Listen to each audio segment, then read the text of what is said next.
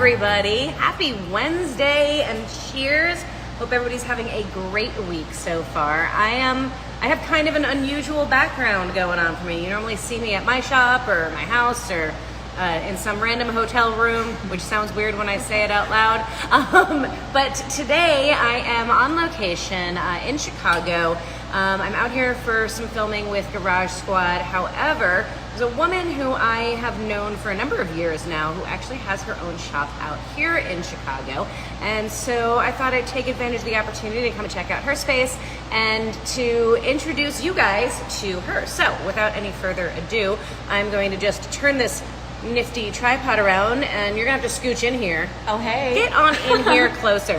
This a little camera shy, what can I say? She's a little camera shy, but we're gonna get her over that, right guys? No reason to be nervous. I'm gentle, I promise. So this is Nicole Latronica. She's the owner of Tron Welding. She also does a number of things. I'm gonna let her tell you, but first, cheers to you. Yes, cheers. And, we're gonna help her get over her nervousness. So, I know, see her shaking. There's no reason to be nervous, right? This is why TIG welding is such a mental game, because when you're not on your game, your hand can kind of shake a little bit, which kind of affects your weld. So ain't that the truth? Trying to keep the shakes out a little bit. But and what are you drinking? So in lieu of Bogi coming to Chicago with Garage Squad, I figured why not Malort, since they are Chicago based. And what exactly is Malort? So that sounds it awful, is and it smells modern, awful, y'all. A modern age absinthe of sorts. So okay. It is very heavy on wormwood. So it's a very earthen, smoky, slap you in the face kind of taste. And I like it because it kind of represents, it's better to be someone's shot of Malort than everyone's cup of tea. So we'll go with that. All right, I'm gonna have you scooch up a little bit because you look teeny tiny because you're so far back. I mean, she is teeny tiny, but all right. Quick question, if anybody can respond and say if you can hear us okay. We do have the AC going in here, so I want to make sure that you guys can hear us all right. If anybody can give me like a thumbs up or a thumbs down, that would be awesome. If you can't hear me, then I guess you won't be able to do that. Nobody's responding, so that's awesome. Oh, there we go. You can hear us awesome. great. Okay, Stellar. awesome. Very cool. All right. And the air compressors are turned off, so hopefully they won't. Beautiful. Thank you guys. So we are going to dive in. So Nicole, would you just give everybody a little snapshot on what you do, who you are, and then we'll dig into details. Yes, awesome. So my name is Nicole Latronica. I have been welding and fabbing for about 4.5 years now. Originally, I thought I was going to be a dental hygienist, and I didn't know that. Oh yeah, it wasn't really speaking to me. So I needed one more credit hour to fulfill my associate's degree in applied science. Interesting. Before launching into the dental hygiene program. Okay. And around that time, I had the opportunity to get to hang around my mechanic that I was having my car worked on at the time. Interesting. And he let me hang around and see what was kind of going on in the shop, and that really started to spark a curiosity in me that I didn't know that I had previously. And he was like, this is interesting. So I needed that one more credit hour, and I was in my guidance counselor's office, and I had asked if I could take an engine building class, and she said, girl, slow down, that's a little too advanced for right now. You need $2,500 in tools to start. Are you sure you want to do this? And being that young and impressionable, you listen and you don't really think for yourself. And I did that, and I didn't take the class, but I instead signed up for welding, and I fell so in love with it. The rest is history for the most part. So what was it? Well, God, there's so many things that I want to ask you about that. I'm interested in the fact that she dissuaded you. Oh yeah. So was that just from like engine building or any automotive classes? Engine building is what she was saying. I think sometimes it's easy for people, even in a position of being a guidance counselor, to push their own limitations onto a situation without seeing it for just a wider lens. Yeah. So kind of sad that had happened, but no regrets because I'm at where I'm at now. Yeah, absolutely. And ironically, you're now like doing a lot of work with engine builders. Oh yeah, so literally right next door. Right, so it kind of works out. So that's interesting. But you did take the welding class. So that was that in high school? Was that in college? That was in college. At College of DuPage. I took their introduction to welding course, fell in love with it, and then when it came time to the second course for TIG welding, my instructor actually owned a hot rod shop, and I ended up kind of working for him for a little bit, and I saw an opportunity arise through Facebook where it was welder fabricators being sought for AMS performance. And I was nannying at that time. This was after I had left, which, I'm sorry guys, I kind of jump around a little bit, so as we ease into this, I'll stop motor mouthing. You're doing fine. You're doing fine. So I, after the hot rod shop, I was nannying for a little while, and it's like, gosh, I really miss having that as my full-time job. So when AMS Performance put out that ad, I called them and I said, hey, are you guys even interested in maybe taking on an apprentice? I don't really know very much. I know I want to get into this. Give me a chance. And they were gracious enough to hire me as their apprentice welder fabricator. And I fell so in love with it after that I just decided to pursue that as my main gig. So you went to college to be a dental hygienist. Yes. And then it sounds so weird to say. No, that's okay. So then did you wind up pursuing at that time a degree in welding, or did you just take a couple of classes? I took a couple classes and decided you loved it. I took a couple classes, and the reason why, and I'm not discrediting school, but real world experience trumps some of the welding programs out there. And I wanted to expedite as much touch time as I could, hitting the ground running. And that was me just full-time being an apprentice. And that was what worked best for me personally. Just because the welding school, you were just sitting doing the same thing. It didn't really challenge me that much. I had the bare bones there, and I knew those bare bones I could grow as an apprentice. And you were lucky because you were able to find a shop that was willing to take you on. Where I think that's Very one of the renowned challenges, right? With going to school versus going straight into the industry. If you don't find a place that's willing to take you on and train you, then it becomes, how do I get experience if nobody will give me the opportunity to get experience, and kind of school fills that gap, I think, a little bit. But you got lucky. Yes, most definitely. And found a place that was willing to train you and teach you. And so what were you doing as an apprentice? What did that look like? So it's kind of funny because I actually brought like my first fuck up from that job here. When I was there, they kind of broke me in and they introduced me to more precise forms of TIG welding. And once I got that down, it was a lot of the jig production work as well as pressure testing, all of the other fabricators, intercooler cores, heat exchangers. Oh, you got to be the quality control person? Yes. So that's a way to make friends. Right?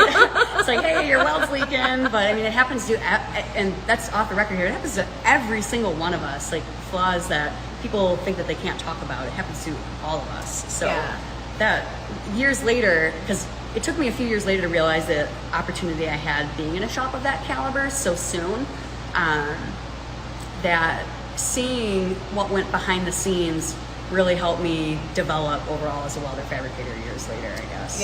But my first day there, I did not understand how a pressure regulator worked, and when it came time to pressure testing a heat exchanger, I plugged the air hose with no regulator right onto the fitting and blew it up. And I have Do you have that? I have the end tank here as proof. Nicole and I spent some time yesterday actually talking about mistakes and failures and kind of this whole concept that I think we all get stuck in the trap of thinking that everybody else is perfect and we're the only ones who screw up. And so I think it's really interesting, like, that your first job kind of apprenticing was as quality control. So by the nature of that, only the pressure testing though. Well, but you were quality controlling other people's work, which means right off the bat, you were learning firsthand that everybody makes mistakes, right? So like I think that's kind of a cool thing. And so I think it's interesting that you brought with you that you hold on to this. Like, there it is. Your reminder. My first fuck up. I remember going into HR being like, I'm fired. Like I'm fired. Like, no, like everyone fucks up. Like, cut it off and save it as a souvenir. And to this day, I have it because it reminds me we're only human and we're all green when we first start off. And even when you are really good, you still make fuck ups. So it just helps you stay humble. I love that they suggested that you keep it as a reminder. I think that's so powerful. And yet even knowing that, because we've been talking about this at length, like, how long are you in your career now?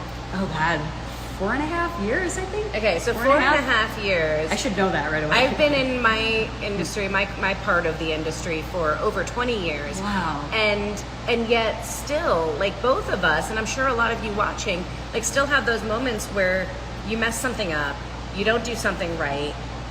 Maybe you could have done it better, and like the hammer comes out, right? We start like beating ourselves over the head with it. Oh yeah. Even though we know that we are not the only one who makes mistakes, that everybody makes mistakes. One thing I had really struggled with though, and I think it was just being so green amidst such high caliber of talent there, was whenever I made a mistake, I really was hard on myself for that. And I think that was because I didn't understand, being that green, it takes a really long time to get good at a trade, like to really master it. And those mistakes that I was making are what get you to being that good. And at that time, I really did not understand that. And I really allowed it to run my mind whenever something would happen, which impaired performance. So I guess any word of advice I could give is like, we all fuck up, and you only learn by doing that. So. Yeah. Absolutely. Amen to that. Yes, cheers to that. My shakes are starting to go away, guys. So See, that's good. this is good. If it makes you feel any better, like a lot of my guests are nervous at first. Oh, it's hard to believe that. It's like you're not the only one that feels the way that you feel sometimes. So thank you for the reminder. Well, and I'll let you in on a little secret, and let all of you know a little secret as well, is like I even get nervous sometimes. It's hard to believe. And that's the thing, very right? hard to Like believe. we act anyway. We just do it anyway, right? And you've done that repeatedly throughout your career. So tell me more. Let's go digging. We got a little waylaid into our conversation. We went down a rabbit hole in our conversation. I motor mouth sometimes, guys, so bear with me. That's okay. I do the rabbit hole thing all the time anyway. So I want to talk more about your career and your path and trajectory, because you were in your apprentice job. What was the next step there after that? What happened next? And actually, like, I'm going to go very off the record here. So I was actually let go from AMS Performance, and that was because given where I was at that time, I wasn't able to keep up with production, and which is okay. I was too green for that level of skill that needed to be there. Okay. So about a year in, I was let go on very good terms, which is thank God. But that really crushed me for a while, and that was when I had gone and worked for another hot rod shop, and it just wasn't the experience that AMS had provided at all. And that In what way? Just the level of work that was kind of coming out of there, So as the well quality as of the work. energy. It was the energy that I missed the most. That competitive, beneficial cutthroat type vibe. Interesting. That really. That's what I started to chase because I just set the bar so high. And every shop is different, but this other shop just wasn't really cut out for me. And I didn't want to continue to shop hop, as they call it, and just keep jumping around from shop to shop. I just wanted to take a second. All right, let me sit back, reevaluate. And what came after that, I figured, well, high performance type applications may not be for me right now because I'm a little bit green. So I figured I would get a little bit skill under my belt doing more industrial, commercial kind of welding. Okay. So I was hired on at a company that specialized in armoring vehicles for cool. ballistic applications. I didn't know that. That's kind of awesome. Thank you. It was really cool working with armored steel and just being around Secret Service vehicles and getting to make them bomb-proof, pretty much. It was quite the experience, and very different than any of the former TIG and MIG welding that I'd ever done. But that was very grueling. It was first shift that lasted about a year, and that itch to get back into the car scene came my way. And around that time, I was like, well, I may not have a home shop yet, but why not? So I had reached out to an aerospace welder friend that I had followed for years on Facebook, and I asked him, what are your thoughts if you don't have a home shop yet, what to do? And he's like, why not buy yourself a welder and push what you can do as you grow? And that really was very valuable to hear that. And I took his advice. I bought myself a welder, and that's where it kind of went a little willy-nilly. I jumped into a commercial space a little too soon. I had opened up Tron Precision Welding LLC, just a one-woman show, very green, very naive, out of a way too big commercial space, too soon, trying to do what this aerospace welder had advised me to do, but I took the advice like way too far.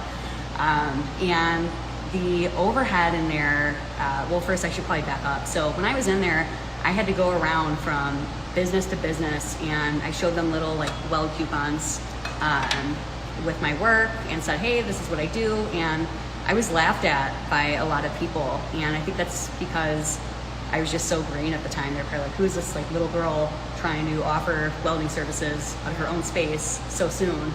It seemed a little weird. And funny enough, like a lot of those people did call me, but over a year later is when they had called. So I really struggled out of that space for quite some time. And so I wanna just like recap a little bit for everybody, just to make sure that you guys are picking up what she's saying. So early in her career, very early in her experience level, she did what I hear so many people talk about doing.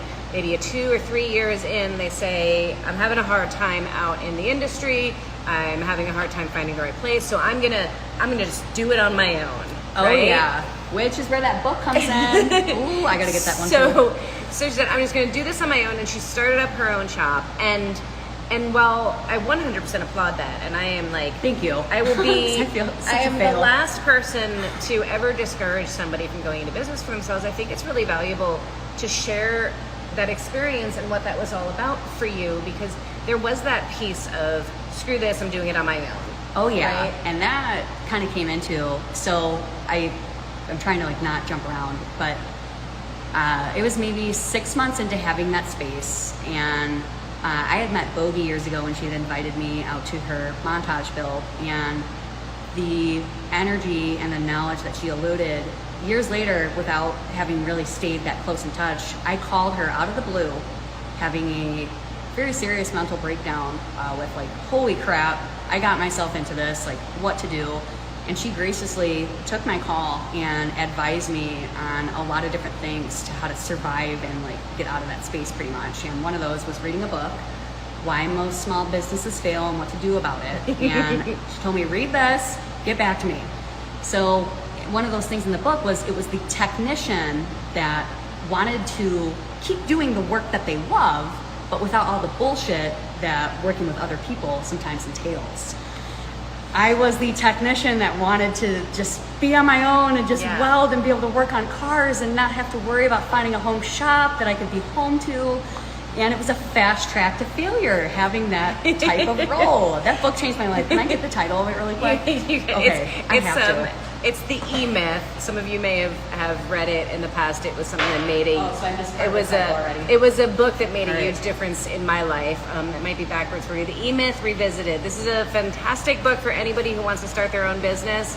And I want to be really clear. Like I don't discourage people from starting their own businesses, but I think I really wanted to have Nicole on because, she's had a very interesting experience with this. You went down the path that a lot of people do with wanting to start their own place. You still have your own business. You've found a way to make it work in a way that both allows you to grow.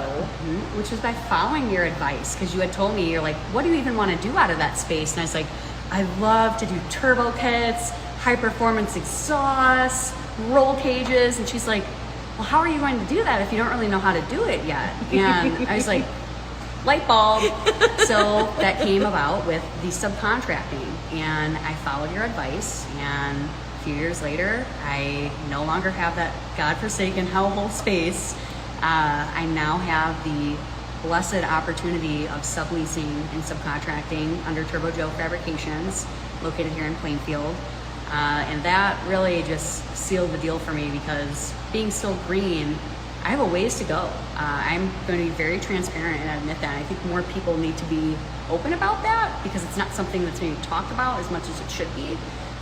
So having the opportunity to subcontract for other shops and other businesses helps grow my skills and helps me deliver the skills that I already know that I have. Yeah. So and develop them. Yeah. Oh and yeah. Like we were kind of talking about this earlier off camera, that this idea of not being the smartest person in the room, right? Like surrounding yourself with people who know more than you and people who are good at things that you are not good at. And when you rush early in your career off into being your own business owner and being alone, you've you've now like taken away the opportunity for you to learn from other people, and we're always growing, right? So there's never a point at which you've arrived. There's never a point at which suddenly you know everything. So we should always be surrounding ourselves with people smarter than us. However, especially really early in your career, to not set yourself up for failure, to instead set yourself up for success by getting the opportunities wherever you can find them to learn as much as you can, I think is so huge. I mean, how long was it that you struggled trying to go it alone? It was a full year and a half being in that space, and thankfully for me, the building sold to new ownership and they did not want any tenants for the new business. So I was able to get out very easily. I had subleased from a body man friends of mine, small one car garage. Of course, really struggled out of there because one, I didn't have all the necessary things you need to do to be offering the things that I was trying to offer. I'm just gonna be very real here saying that. So I was having to call, like, for example, I had to call another shop who's a tubing vendor one time. I didn't even have that. So I think what it was, I had maybe too much pride for how new I was, thinking that I would be able to do the caliber of work that I was admiring other men and women doing too early. And I sat back and I'm like, you know what? I'm not a loser if I have to like work for other people. That's me living out an egotistical viewpoint. And that could really cloud our minds and keep us very small indeed. So me just coming to terms with, I'm green and that's okay to be green. It's okay, I can offer the things that I do, but I still have a ways to go and it's exciting. Now I look at it with a refreshing perspective of this is exciting, this is challenging. And that came, so actually what had kind of saved me with that commercial space was I had given up thinking that I would make it in the performance industry just because it's a very niche market to get into. And I figured, well, now's my time to go into bodywork because bodywork's always going to be there. Interesting. So Caliber Collision had offered a apprenticeship program where they catered, or not catered, but they based their training around the current skill set that the what's the word I'm looking for? Arising technicians. Okay. On metal side or like body work? Both, body and metal. So filler work as well as welding, sectioning, all of that. So I had an incredible mentor, Lazaro Ballesteros, who kind of sensed like, all right, this girl is trying to run her own business way too soon. So from day one, he was trying to knock sense into me like, girl, ditch the commercial space. Why are you paying for this when you could be paying for more tools? Like, come on, like it's okay to be green. And it really just... Cheers to that. Like just pause there for a second. Yeah. Like cheers to all of that statement, right? It is okay to be green. And thank God for mentors, right? Yes. Who will give it to you straight. And sometimes it's not what we want to hear. Like, oh no, I cried so many times, like in the bathroom, of course. Sometimes a good mentor is willing to say the things that are going to piss you off a little bit. Oh yeah.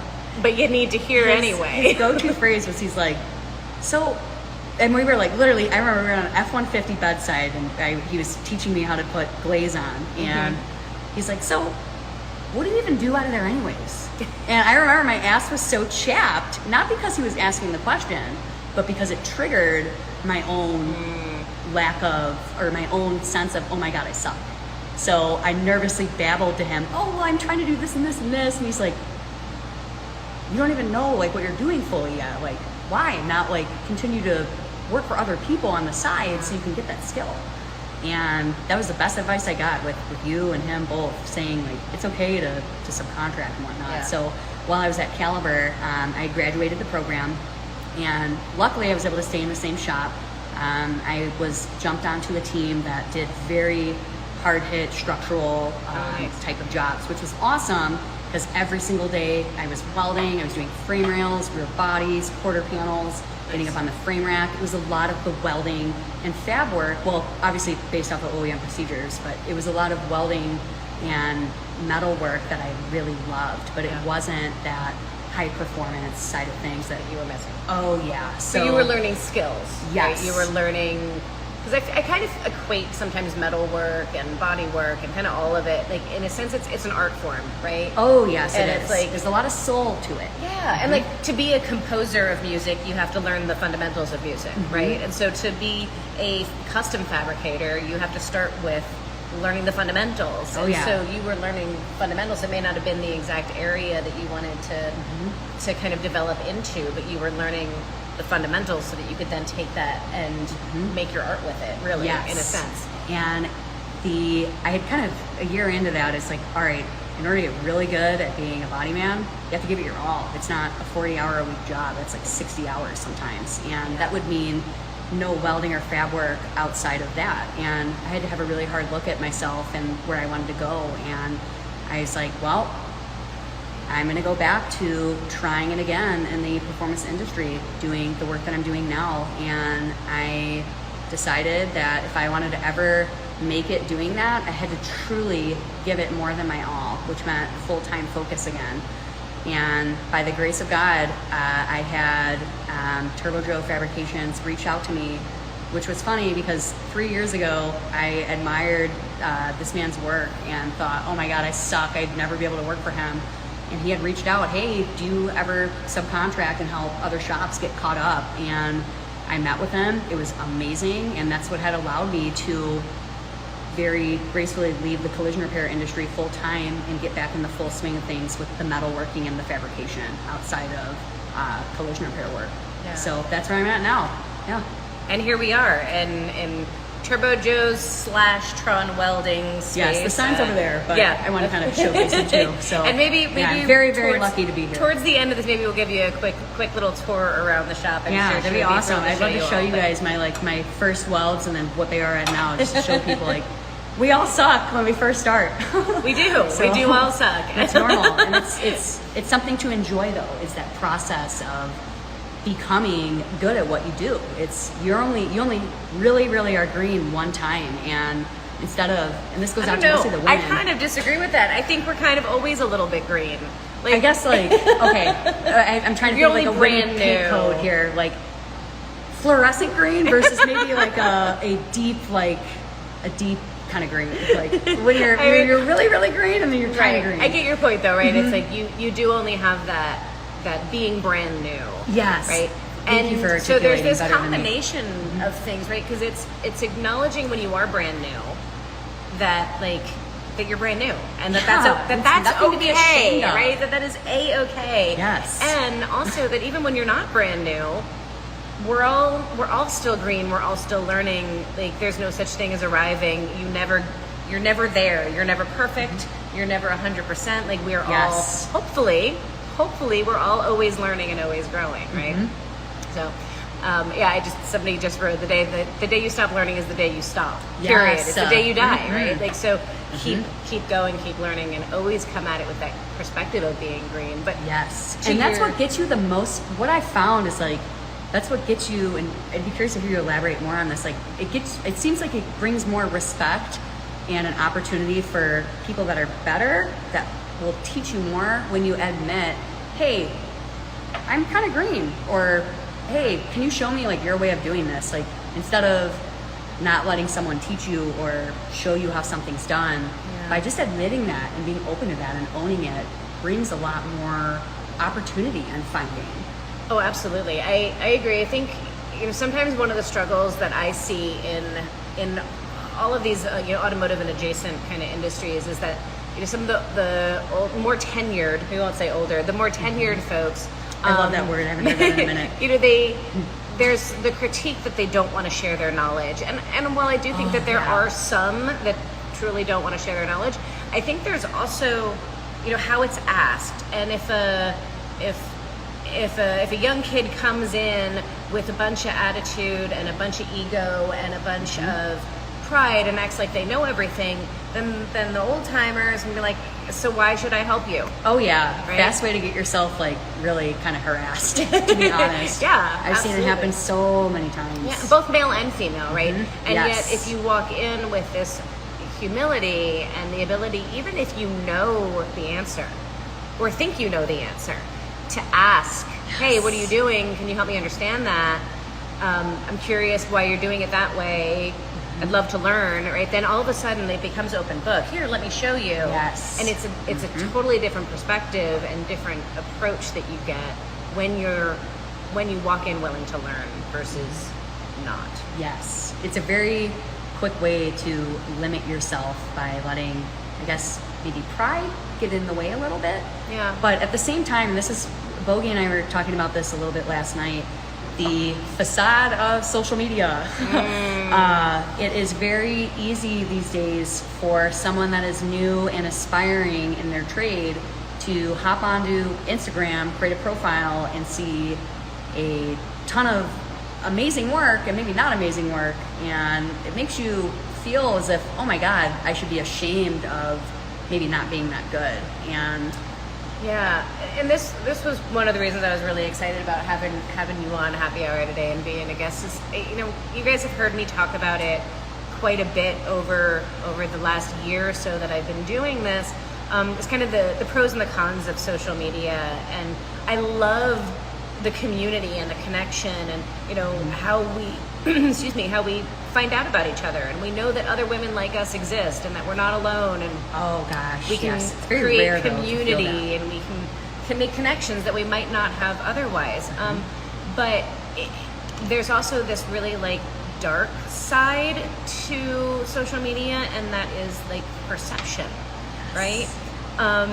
And so you've really experienced and struggled with that quite a bit. You were telling me that you kind of like stopped getting on social media. Talk about that a little bit. Oh yeah, I had jumped on Instagram in 2019 when I had the commercial space as a way to, I had thought that was the best way to maybe get my name out there a little bit more and bring more work towards me. But when I had hopped on there, I was very disappointed because I was putting out as much of my own work as I could, but then seeing, and this is all around, like not specifying for anyone, but I saw a lot of hype for work that wasn't really what it was cut out to be, and that was very discouraging to see. Wow, if I'm trying to get on here for business opportunities and I'm seeing people getting more attention for things that isn't actual work related, it was very disheartening to see that, and I became very reclusive for a while because I'm like, what's the point? Maybe I just rely on word of mouth, but I ended up like shifting my perspective and realizing if you present yourself as your authentic self and share your work for what it is, that's what gets you the most positive attention and brings the best of the opportunities your way. And slowly I've been trying to get back up there, post more of my work, because there are still very good people on social media. It's sad that it's clouded by, I don't know if mediocrity would be the right word to say, or a bar being set kind of low. Well, there's kind of like, there's like kind of two different sides to this. Like there's the social media, like, we share our best. We don't share our mistakes, right? So there's that piece of it, and then there's huge piece of it, right?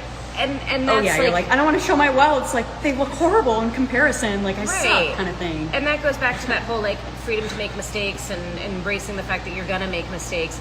Like you get on social media and you see everybody else's perfect stuff. Oh, that's and awesome. So, comment. What is that? You have to own your lack of experience and learn everything you can. Absolutely. Amen to that, because it's not something to be ashamed of. Absolutely, your whole life. Social media puts that energy out that it is something that it's not normal to be green when you're starting out. Yeah, and I think it causes these unrealistic expectations, right? Oh, because we look at everybody else's perfect stuff. Expectations. We look at everybody else's perfect stuff and we think it's only me that isn't perfect.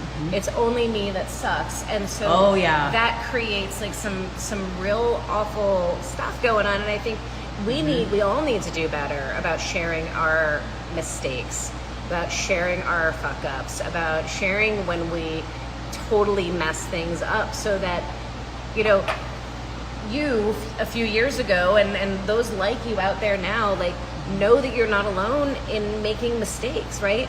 And then there's the flip side of it, which is the piece that you're talking about with social media, is sometimes I think particularly with women, although I think it happens both male and female, that sometimes it seems like the people who are getting the most attention are not necessarily getting attention because of their quality of work. Is that what you're talking about? Yes. Yeah. That is a huge, huge factor for me. It's And that's like, disheartening. I just wanted to be like, I'm done. There's why am I trying? If that gets more hype, why am I trying kind of thing? And that really had me down for a very, very, very long time. And I feel like this is a conversation that I've had with a lot of women offline. And I thought it was kind of important to have it online a little bit in the way that we can. Because I feel like a lot of women have the same experience, and I think a lot of men do as well, where it's like, okay, if so-and-so is getting attention and it has nothing to do with the quality of their work, and they're getting all the likes, and they're getting all the views, and they're getting all the sponsorships, and they're getting all the whatever, but they're not actually that great or that experienced or that talented, then why should I even bother, right? I think that's a question a lot of people ask themselves and struggle with or get frustrated with. Especially when you want your work to just be recognized just for the work that you do, regardless of your gender. You just want to be seen as, wow, okay, this is a person that is striving to continuously get better at their work. Look at them grow. Right. So it kind of clouds that when you see other types of content out there that get hyped for the work that you want to see for yourself, but not for the work that they're doing. It's for something else. You're like, what the heck? Kind of Totally. thing. And I don't think you're It's alone. like- I don't think you're alone in that frustration. And maybe if you're an introvert, it's like, I didn't even go on Instagram for months, I'm pretty sure. Yeah, and I feel Still like I'm don't. hearing this Should a get lot better at that. from people that they're wanting to shut down from social media, that they feel defeated, and I think at least, and I know I struggle with this myself as well. Like, we've had this conversation about how, you know, no matter where you're at, sometimes we have these struggles, and I think I think it's really important to remember why you're doing what you do. Yes. Right? Like, Never lose sight of that. yeah, and if you're doing what you do to get likes and followers, then you do what you do to get likes and followers. But if you're doing what you do because you love doing the job, you love welding, you love growing, you love learning more things, then focus on that. Because if the numbers and the sponsors and the whatever, like all of that stuff, like that isn't about the work. Yeah. That's about something else entirely. Do you know what I mean? Oh yeah. At the end of the day, and what I'm noticing more and more as I grow, I decided, I was like, screw it. I'm just going to put out my work. Maybe occasionally post a selfie every once in a while, but my work primarily is my main focus. And I'm noticing that is getting more genuine support from people that have been in the industry for a very long time. And there's a key And I was word like, there, whoa. genuine. Yes, there is a key genuine word support. there. Oh yeah. Genuine. And for anybody out there that's who's what struggling, counts more than those empty, like 4,000 likes of just inauthentic. Not, I don't know if nobody's is too strong of a word to well, use. it's here's this, right? Like, it's the authentic is what matters. I would way rather have 5 super amazing, super supportive, authentic followers than have 5,000 Yes. followers who don't know a damn thing about me and Amen don't to actually that. care about me. Right? Yes. So quality over quantity, doing what you do because you love it, not because of followers, not because of whatever, but doing what you do and not like if you feel like the attention is going in the wrong direction on social media, It's a dangerous path. that's not the kind of attention you want anyway. So No. just do you, focus on you, and don't get caught up in that. What energy that I kind of get just from speaking to individuals who have different kind of content is a consensus of hollowness that comes behind that. And it was inspiring. I won't name names, but it was very inspiring to hear that these individuals felt that way, even with such massive kind of perceived fame or followers, that they're like, at the end of the day, I feel like it's not actually coming towards my work. And it was really cool to hear that and affirming. So it's like, wow, at the end of the day, like, that's not really what matters. What matters is what you make, or I guess in this case, like, what you actually can do with your hands, because nobody can ever take your skills from you, ever. Amen to that. So, and you're the one who has to look at yourself in the mirror at the end of the day, right? Like, so I think at the end of the day, like both of those two scenarios, right? Seeing everybody's perfection and thinking that you're a failure, or seeing other people getting attention that you maybe wish you had or feel like they don't deserve, or whatever that case may be that's getting you frustrated, doubting yourself, questioning yourself, feeling frustrated with social media and kind of seeing that dark side of it. At the end of the day, knowing that like perception is not always reality. Oh, key word. Right? Boom. Yes. Both of those are tied Perception together. truly is not reality, because it is our viewpoint, our own lens. Because our lens, when we just have our lens, is just tunnel vision forward. When you broaden your lens, obviously your horizon widens up, you see more things. When we perceive it only from our own reality, it really limits us and can be very insidious with our self-worth. Yeah. For sure. Yeah, Like we when see you somebody's post on social media and it's like this perfect perfection, yeah. But then it and- has the weird little start-stop where it's cropped out and you're like, Right. why is it cropped out kind of thing? I mean, years Right. later you start seeing that, but before you know that, Yeah. you're like, wow, it's perfect. I suck. I'd never be able to share my work online. And it's a fast way to really like be very detrimental to yourself. So Well, and it's so funny, like this. So funny story. So yesterday I have came some out like here. crappy welder to show you guys later too. So. Well, and it just goes to show, like, it's everybody. Like, I think it's important for all of us to acknowledge this. Like, I came out here yesterday and we were hanging out, and she's an amazing welder. Like, she's an amazing flippin' welder. And so, and she's telling me that she's still embarrassed by her welds, Oh, and they're all the not time. not as good as she wants them to be, and she's totally downing her experience level and her capabilities. And so what did I do? Trying to build her confidence, I said, you want to see shitty welds? I'll show you my welds.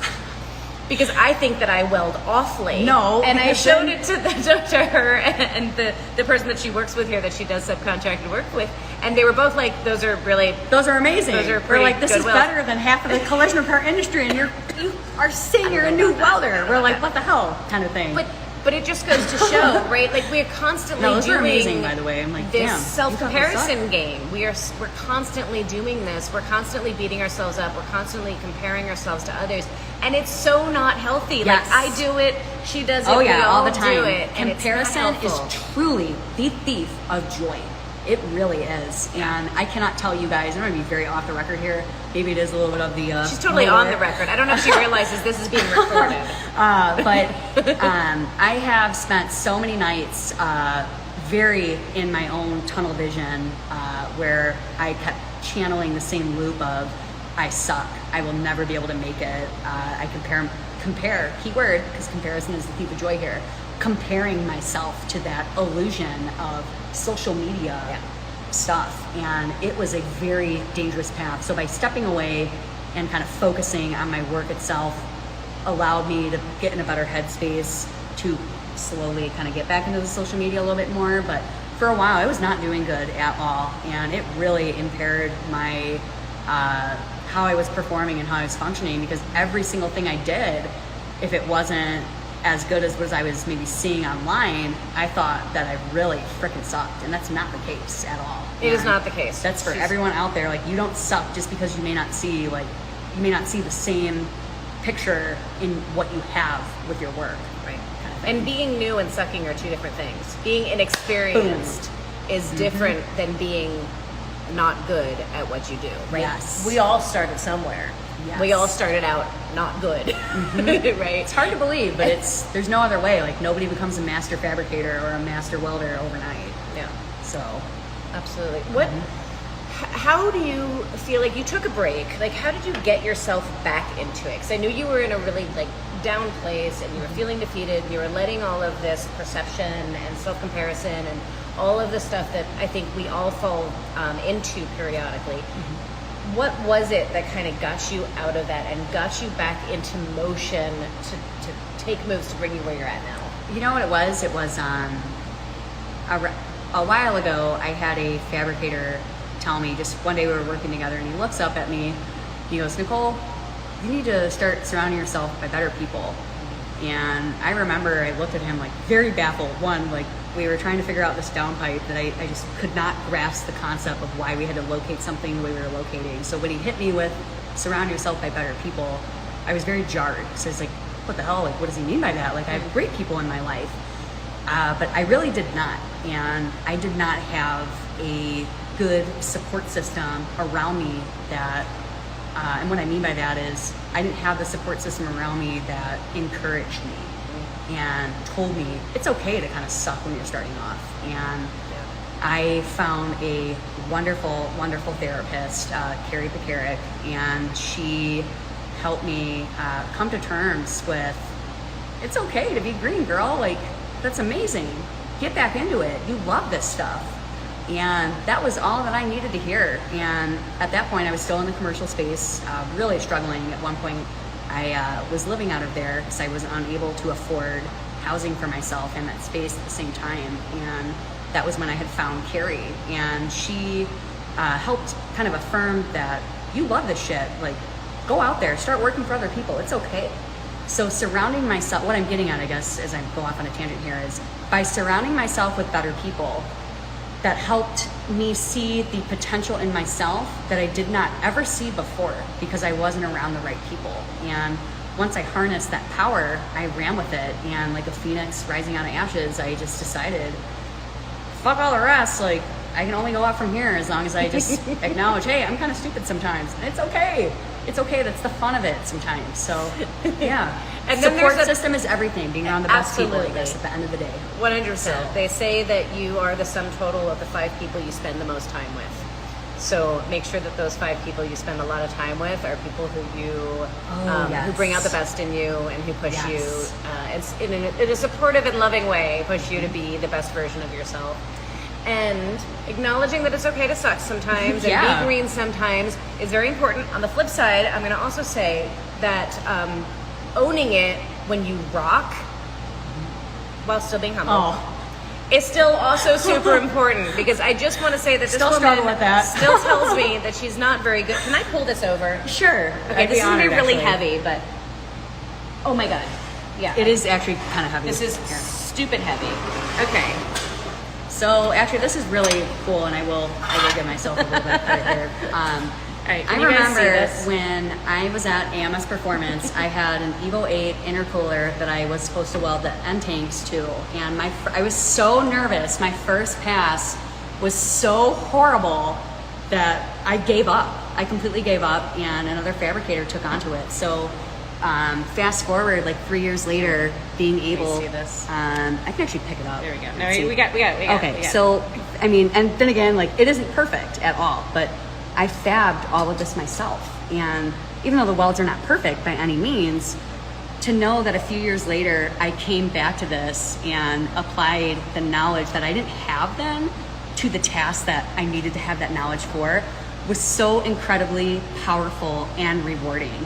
And I will admit, like, I actually teared up after this one. So I'm like, holy shit, I can actually do these things. It's just when you're around the right people and the right network that you can see that light for yourself and really begin to execute on that potential. So yeah, I'm really excited for it. I really appreciate you saying that. Oh yeah, I just have to be like transparent. So hopefully, like, the ones that like are very good at aluminum won't be like, God, it sucks. But even if you do you hear screw this? it. So yeah, no, because I was really proud of this, because all of this bracketry right here started off with just flat sheet metal, and just be able to do this on the brake and on the bandsaw was like being able to put my soul into this piece. It really was rewarding. So yeah, thank you for showcasing that. That was really freaking cool. So of course, yeah, it just I'm not going to make you hold it the whole time. A few years ago, I was like, oh my God, I'll never be able to do intercoolers. Like, they're so hard. But you just, once you put away that limiting belief and let yourself just get in that state of flow, like, things really start working out. So yeah. And I think there's an interesting statement that you just made in there too. Oh, here's my welds when I was in welding school. Right, here, like the things that I you started thought off you as couldn't this, do. guys. Like, this is how you start off, and now you get to this point. Once you get your time in, it's just a matter of touch time. So yeah. Like, when you first start out, you think you're never going to lay a nice bead, and never. then you do, and then you think whatever the next thing is going to be horribly difficult, and you're never going to accomplish it, and then you do, and then the next thing scares you, and then you do it. So like, this intercooler was something that scared you. Oh yeah, it scared the shit out of me, guys. Like, I was shaking so bad, but then I took a step back and I'm like, okay, I control the arc. I control my filler rod. I control my breathing. I love So that. I took a step back, I breathed, and I was allowed to go into that state of flow. TIG welding has so much. You really have to be one with your piece in order to have being one with your piece allows you to see better welds, because when you're not freaking out and you're not shaking, you really get to be one with the metal. It's just you and the metal behind your hood, and there's a bit of serenity that comes behind it. So you're saying that TIG welding is really an analogy for life. Oh yeah, I never even thought of that until now. Oh yes. The calmer you are, the more you control your breathing, the more zen you are with what you're doing. Allowing that state of flow, that vortex to just come out of you effortlessly, yes. And we can control or dictate that. So when we're in a really stressful environment where you hate where you work, and I guess this is for like ladies out there specifically, it is kind of difficult to find a home shop given there's not very many of us out there. So automatically you are seen naturally with a little bit more doubt because there's not very many of you out there. So sometimes I agree with you, and I guess with you at the same time. I shouldn't have said not all shops, but yeah, sometimes. There's a lot of... So you might have to find like, I guess you might have to hunt a little while. Yeah, you might have to find hunt the a right little while place. to be able to be in a position where you can execute on that state of flow, I guess is what I'm trying to get at.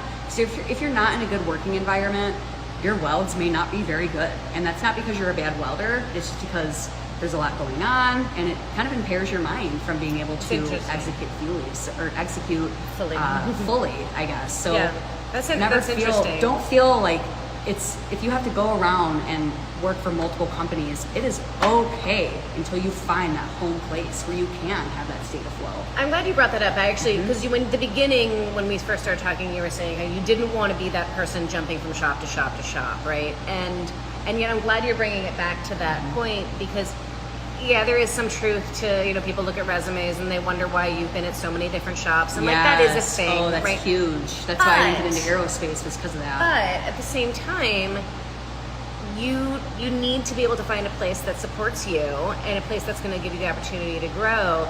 And I do believe that there's something to be learned from every shop, even if it's not the best place for you to be. Sometimes our best lessons come from the worst situations, because we learn what we don't want to do, and we learn how we don't want to be. So I think there's value in even crappy jobs sometimes, but jumping from a shop to shop is sometimes you have to find the right place that's going to allow you to grow and allow you to blossom, and there's no shame in that. And if you're doing it every 3 weeks, you might take a look at yourself. But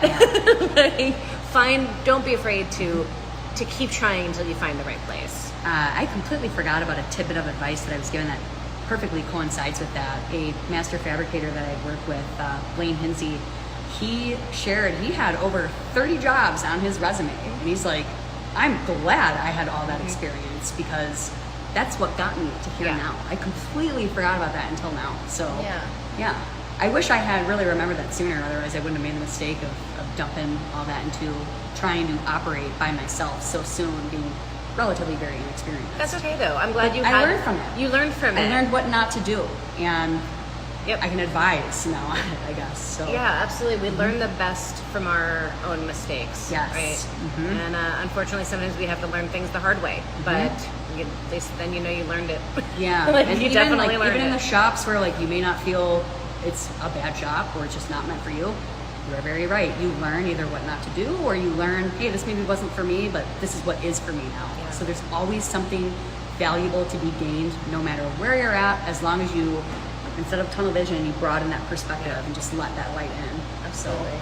I feel like Nicole and I could probably talk with you guys for hours. How long has it been already? We have 7 minutes left. Oh my God, wow. Okay, so time flies when you're having fun. At the beginning of this, she was like, we go for a whole hour? That feels like so long. Guys, I was so nervous. Gosh, she was so nervous. She was like freaking out. I'm like, take your shot of whatever the heck this weirdness. Malort. I don't even know. So she did great though, didn't she guys? We have 7 minutes left. We normally end on your inspiration for the next generation, but I want to do that, and then I want to let you guys let you take them on a little bit of a tour. Okay, I saw a really good question on here. Okay, yeah. What was it? Am I allowed to answer that really quick? Absolutely. What's so the question? Someone had asked how you get subcontracting work for yourself. What I found, and then again, I'm not very experienced, but from my own experiences, is I had a lot of luck. Not giving up, going around to other shops that did what I wanted to do and say, hey, this is what I do. I have an LLC, I'm insured, and offer them help getting caught up or opportunities to take work from them and do it out of your own space. And I had a lot of luck with that, as well as accepting that sometimes you have to work for other people as like a part-time job while you still get the time in to get those subcontracting jobs, because right away, until you have a name for yourself, you really won't get a lot of work. And that's something that is just normal, because no one knows you. They don't know what you can do. So by taking a step back and slowly getting into the subcontracting and working for other people, it allows you to really build that up. So hopefully that is a help. Yeah, no, I think that is how it's, you know, with any the rule of business is find a need and fill it, right? And the reality is it's really hard to find. A need and fill it. It's hard to find employees. It's hard to find people in the skilled trades that are experienced and know their stuff. And so most shops are looking for help and need help. And so if you can find that need and fill it by providing the ability to help them get their work caught up is a really awesome thing. There's something else I was going to say about that, but I've forgotten it. So we will switch gears. I'm going to ask you, and then after she answers this question, I'm going to let her take you guys on a little tour of the shop. And so if you guys want to see that, stick around. We're going to go a little over the hour in order to do that. But she does some real cool stuff here at the shop, and I think you guys might enjoy it. So we're going to do our final question, and then we'll transition into a shop tour, right? So the final question, of course, is, and I feel like we've done a lot of this all night, but if you could give just one golden nugget to the younger you, or the person out there, male, female, whatever, who is where you were, who wants to be where you are, what is your word of advice or inspiration? So you have your own car. That car is in your head. There's a co-driver and there's a backseat driver. That co-driver or the backseat driver, you get to dictate. Is it going to be courage or is it going to be fear? Because if you have fear as your co-driver, that will run your life. But if you let courage sit in the front seat and let fear get in the back seat, that's what allows you to pursue these opportunities and really excel. So, yeah. I like that. Very well said. Yeah, thank you. I kind of pulled that one out, so I'm like, whoa. She tells me she's nervous and she doesn't know what she's going to say, and then she comes out with these profound statements. Right. That's the best visual that I can come up with. I think that's because it's true. It is 100%. Because you're trying to I'm imagining like a rally car, and you're like, oh God, like you're trying to just focus on managing life, and you're relying on this co-driver to tell you like, turn 14, like turn here, or avoid this. And is that going to be fear or is that going to be courage? And that we forget we have the power to decide who is it going to be. So I love that particularly because it's acknowledging that you can have that both can exist at the same time. You can be afraid and you can be courageous. Oh yes. It's just which one are you throw letting them in the back seat? Yeah, like which one are you letting run you? You don't get to dictate the music. Yes. I love that. You can be scared, you can be fearful, and you can still let your courageousness allow you to do it anyway. Yes. And that's super cool. All right, very cool. Really quickly before we go on shop tour, for anybody who wants to leave before that, I'm going to say thank you guys for tuning in and hanging out with us. Yes. I'm so honored for this opportunity, guys. Thank you. If you enjoyed meeting Nicole, go check out her page, Tron Welding. The link is in the description. Check her out. Check out her work. Show her some love if you are so inspired to do so.